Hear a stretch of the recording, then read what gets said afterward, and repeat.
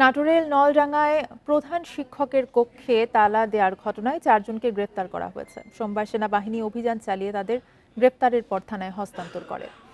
Police জানায়, গত 27 April সরকার মাধ্যমিক বিদ্যালয়ের পূর্ণাঙ্গ কমিটি বিলুপ্ত করে অ্যাডহক কমিটি গঠনের ঘোষণা দেয়। এই ঈদে জামা জুতো অ্যাকসেসরিজের ডিসকাউন্ট।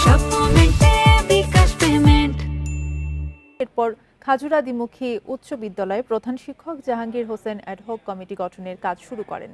এতে ক্ষিপ্ত হয়ে বিদ্যালয়টির সাবেক সভাপতি হযরত আলী সহ অন্যরা প্রধান শিক্ষকের কক্ষে গিয়ে রেজুলেশন বই, নোটিশ বই ও রাইটিং প্যাড সহ বিভিন্ন কাগজপত্র ছিনিয়ে নিয়ে কক্ষে তালা লাগিয়ে দেয়।